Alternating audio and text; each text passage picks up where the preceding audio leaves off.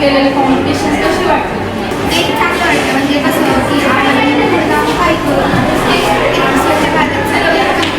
प्रत्येकाने वेगवेगळे ड्रॉइंग काढले आणि त्यांच्या ड्रॉइंगमधून प्रत्येक विद्यार्थ्यांनी त्याचे विचार मांडले की त्यांचं काय म्हणजे विकसित भारत कसं झालं पाहिजे, प्रदूषित नाही पाहिजे. माझं नाव साईराज गजानन खरत. मी आत्ता 8वीमध्ये शिकत आहे. आज आमची शाळेत स्लिट प्ले होते. त्यात आमचा विषय होता की मोबाईल दुरुपयोग.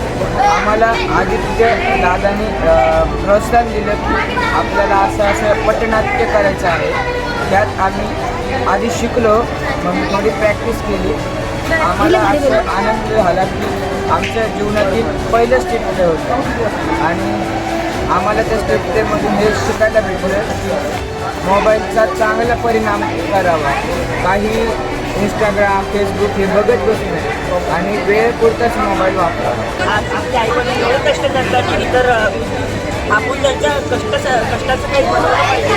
नमस्कार, मला या कार्यक्रमातून कळले आहे की मोबाईल हे एक व्यसन आहे, मोबाईल बघू नये. आज आमच्या शाळेत MITचे विद्यार्थी आलेले होते. त्यांनी विविध स्पर्धा घेतल्या. त्यांनी पटनाट्य, रीडिंग मॅरेथॉन, ड्रॉइंग अशा विविध स्पर्धा घेतल्या. त्यामध्ये मी पटनाट्य आणि रीडिंग मॅरेथॉनमध्ये सहभाग घेतला होता. त्यामध्ये सहभाग घेऊन मला खूप छान वाटले. आज या पथनाट्याच्या उपक्रमातून आम्हाला खूप काही शिकायला भेटते. मोबाईलचा वापर कमी करायचा, अभ्यास थोडासा जास्त करायचा. मोबाईल बघितल्यामुळे आपल्या डोळ्यांना, कानांना दुखापत होऊ शकते व एखाद्याचा जीवसुद्धा जाऊ शकतो असे आपल्याला या पथनाट्यातून कळते. माझं नाव प्रणाली धोकामोरे आहे. मध्ये शिकत आहे. आज आपल्या शाळेमध्ये कार्यक्रम होता, आपल्याला माहीत नव्हते. अचानकच हा कार्यक्रम झाला आणि खूप वेगळा झाला कार्यक्रम. MIT कॉलेजचे शिक्षक आले होते, सर आले, मार्गदर्शन केले.